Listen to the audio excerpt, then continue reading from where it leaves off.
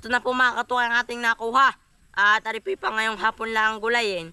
At ari po ay may masarap na kapares. Bukod dun sa saluyot mga katukoy. Ako biho, hindi lang hulaman na nakukuha. Pati ko talbos nakukuha. Nagagamit yung lutuin. Ay po kukuha ng mga gulay manlaang na ilan mga katukoy. Mga gulayin po. Kinuha po natin kanina yung mga panlabon. At tingnan nyo mga katukoy. Ito po resulta ng bagyo sa mga mais. Ito ho. Yan. Wala na pong COVID mga katukoy ngayon. Social distancing pa rin. Kung ito mga katukoy hindi po pinaspas ang hangin, ay malalaki po kanyang mga bunga. Tingnan nyo naman oh. Eh kung hindi po pinaspas, di sana yung mga may laman po ito, malalaki po kanyang bunga, mga buo. Eh dahil po pinaspas ng hangin, kaya po pag-hangin. Pero kung kuan ay makakapagbili nga sa tayo mga katukoy. Kung hindi po pinaspas, oh, lalaki po ng busil. Sa mga nagtatanong na may binibintaga daw po kaming mais, ay wala po. Gawa ng kakahiya naman pong ibentare, mabigat pa ang busil sa laman. Ayan, gawa ng ganito nga po nangyari, binagyo. Ay baka po din sa paparni meron pa. Tayo pihahanap mga katukoy.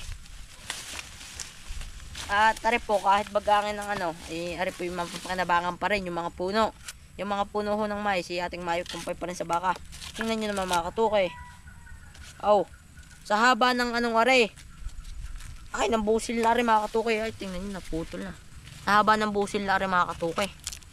O di kung ari po yung naglaman lahat, ay di pagkakabigat na rin talagang mga katukoy oh. Na 2 piraso po ang laman. Eh kung arga po naglaman ng husto, ay di kita makakapagbili. Ayan mga katukoy, malalagyan pa ng hiling. O ngayon po, ay hindi po tayo makakapagbenta. At ganito nga po ang mga bunga oh. Kahit ganito po ang ating mais, mga bag-angin, nagpapasalamat pa rin po tayo. Dahil kahit pa paano may nailabo naman mga katukoy. At may nagugulay na nakukuha tayo din eh. Yan. Kung baga nga ipatuka nga lasa manok ang matitira din eh mga katukoy oh. At hindi nga po tayo makapagbili. Yan. Pasalamat pa rin po tayo at may nakukuha. Eh di, magaling naman po sa wala. Babawi na lang mga katukoy sa next year. Pag tagtaniman na uli. Ay po tinatabas na. At pag natabas ako, ay ang dala sa baka. Habang pong tinatabas natin, tayo po yung nanguharin. Tingnan nyo naman mga katukoy.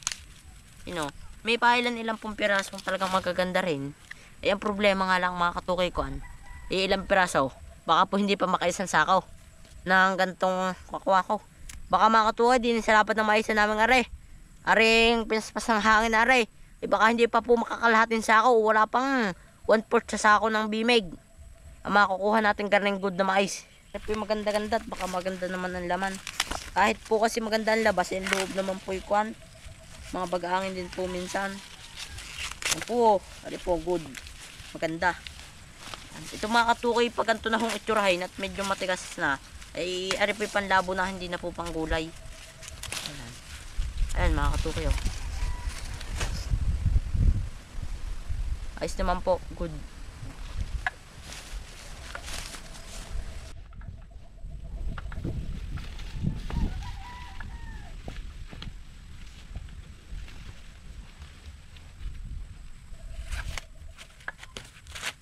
Mga katukoy, maganda po.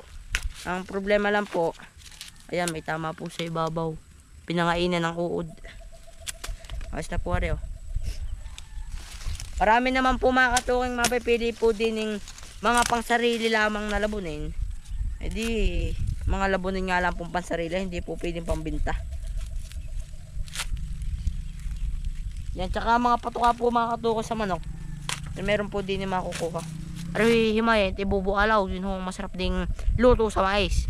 Pag sala po sa gulay na mais nilabon, ay bualaw mga katukoy. Pag magulang na po mais, ay binubualaw. Taman po mga gantong medyo bulok na, ito po hindi na naaaring kainin ng tao.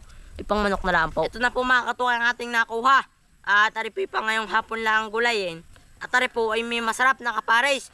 Bukod dun sa saluyot mga katukoy. Ang kapares po na rin ay ube, talbos ng ube mga katukoy. Ang masarap pong kapares din eh. Kaya tayo po kukuha din nila po sa tabi-tabi din eh. Maraming ube. Tama katukoy. Tayo po manguha ng kondini ng ube. Ayan, pahaw din eh. Ari pong talbos ng ube. Pero pag kayo po kukuha, wag nyo naman isasama ang wag nyo naman isasama sa pagluluto itong damo. At yung ube lang natalbos ang ating kukuhanin. Yan ho. Talbos ng ube. Yan. Ari yung ubing inanunang. Pero ari ayos na. Ay mga katukoy, marami ho din ng ube. At di nga ho tayo nakukay ng ube sa palabak din, marami sumuloy. Yung mga bunga ng ating hinukay, nagsuluyan. Di tayo ho'y nakakakuan. Ang ube ho, hindi lang ho laman na nakukuha, pati ho talbos nakukuha. Nagagamit ng lutuin. Ano mga katukoy. Hahanap pa ho tayo at ari ho'y pagkakaunti ang ating kinuhay pag naluto, ari ho'y talagang kakaunti din. Ang kailangan ho'y marami. Ang pag naluto ho'y marami talaga.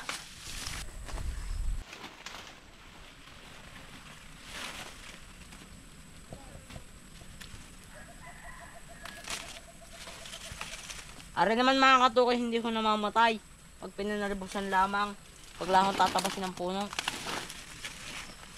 Ari na po atin na po ang talbos. Ari katalo na ng mais.